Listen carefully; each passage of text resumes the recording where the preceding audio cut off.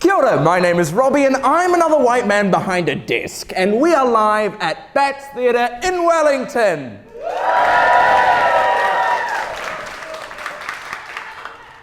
Thank you. Yes, that's right, it's BAT's Theatre in Wellington with an audience so left-wing it's more red and green than fucking Christmas. Now, today we're talking about renting.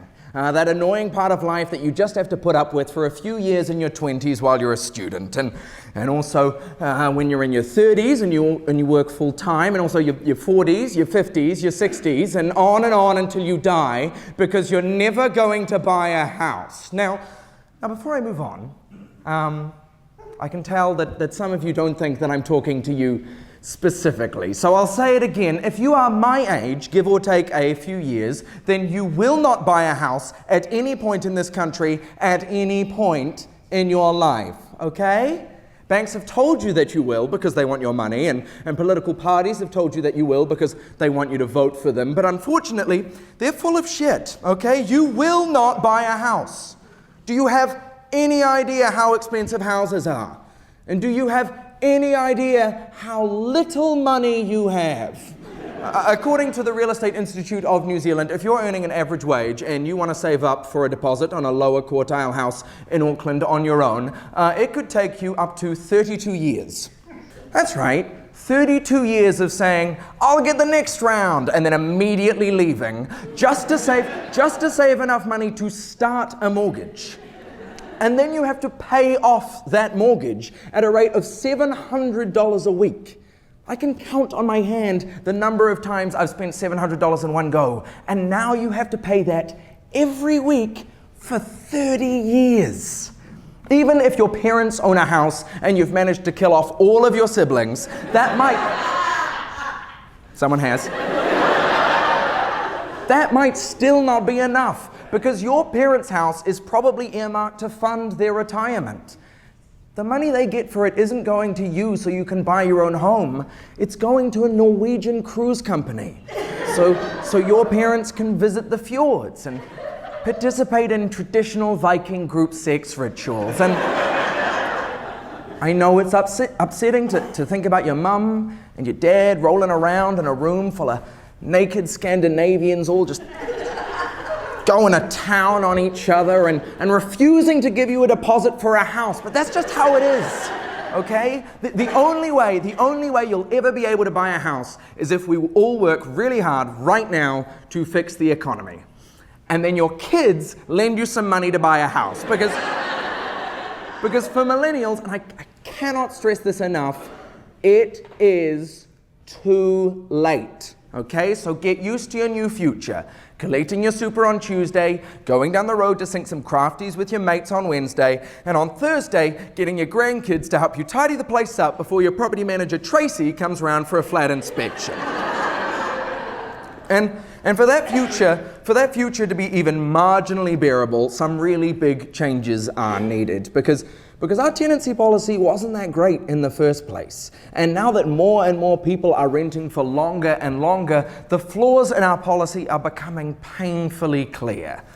A single bathroom in a 4-bedroom flat was bad enough, but now imagine that every room has a couple in it, and all 8 people have the bladder control of an 80-year-old. Because guess what? You're all poor and 80 years old, and you're still flatting because you will never buy a house. So, what does the government have to offer us millennials who'll be renting forever? Well, a housing warrant of fitness that sets standards for warmth and dryness is a good starting point. In 2009, the national government introduced a funding program called Warm Up New Zealand Heat Smart. I do not know where the emphasis goes in that.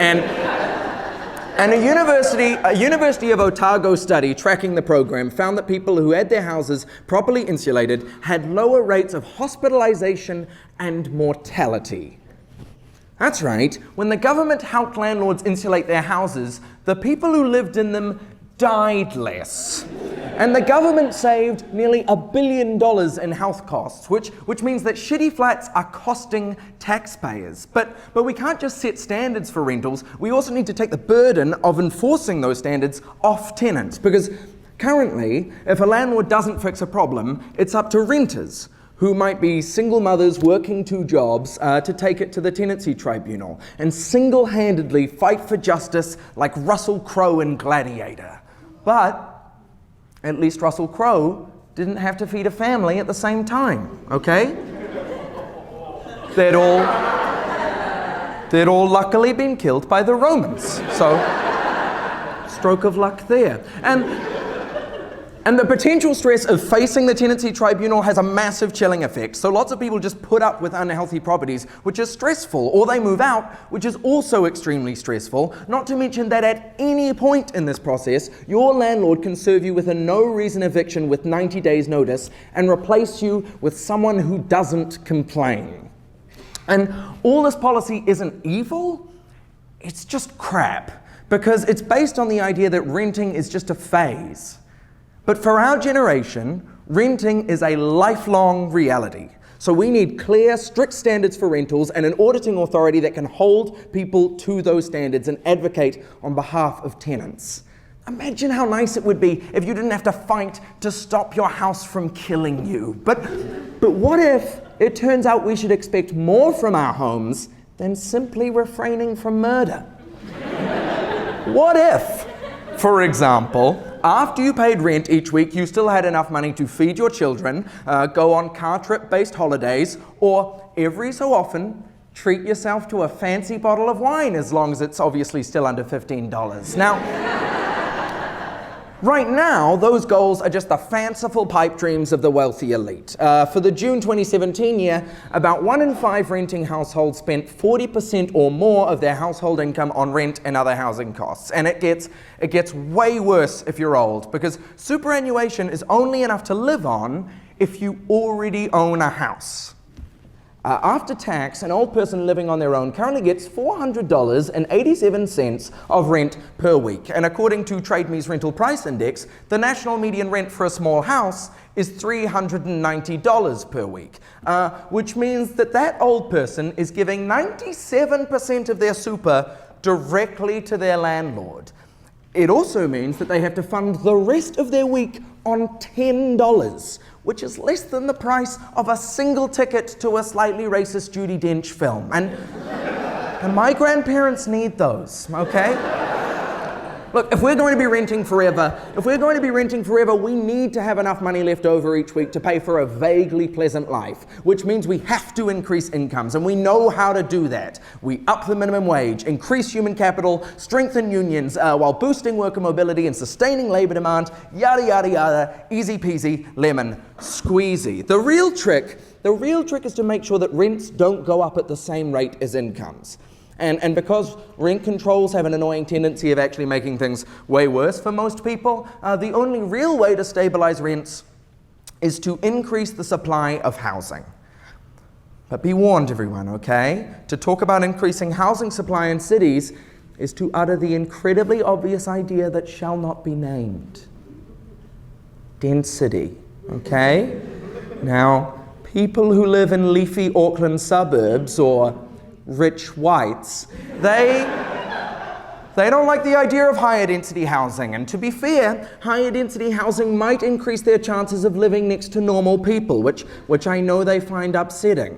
These NIMBYs have visions of towering concrete slums sprouting up in the beautiful, charming neighborhoods that they worked so hard to price poor people out of. But as it turns out, people who are pushing for higher density housing also don't want towering concrete slums. In fact, people who live in towering concrete slums don't even want towering concrete slums. So let's all just shut up about the towering concrete slums. In practice, most of the time, higher density just means fewer sprawling 9-bedroom mansions and more townhouses. So a good first step to increasing city housing would be to create a property class for the medium density properties you'd like to see, and then just incentivize the fuck out of them through zoning decisions and tax breaks and international investment rules. And to avoid those aforementioned towering concrete slums, make sure that the new construction is a mixture of market properties and cheaper properties and build-to-rent properties, because when supply catches up to demand, and more professional landlords into the market, a lot of really good shit starts falling into place. Life for amateur landlords gets easier because there's an industry standard to copy, and the standards of rental properties get better as landlords work to attract long-term tenants, trying to reduce costly vacancies, and longer-term leases mean new standards and legislation about how comfortable tenants can get, because you should be able to have pets and paint the kitchen and do up the garden, and yes, put a nail into the wall, Tracy, okay? It's not the end of the world for a nail to be in the wall, okay? Look, thanks for the support, guys. Renting will continue to suck as long as you feel like you're just living in your landlord's Airbnb for a year. You should be able to make your rental your home and feel some sense of ownership over it. You should be able to raise a family there if you want, and not worry about your kids having to move schools all the time, because once again, we are going to be renting forever, okay? Even if we fix the housing market within 20 years, which is a big if, it'll be too late for millennials to get on the property ladder. The housing crisis isn't fucking over everyone for a few decades. It's fucking over one generation permanently. So to make it up to us, the least you can do is make renting really bloody good. And I know some of you are thinking, hey Robbie, this all sounds great, but even if renting becomes really good in renting rather than owning, aren't we still funneling our wealth to a landed gentry who become increasingly wealthy off the backs of poor people? I mean, what's the difference between that and full-blown feudalism? And to that, I would say, at least you can put a nail in the wall now, okay? At least you can put a nail in the wall. Thank you. Okay. We're just...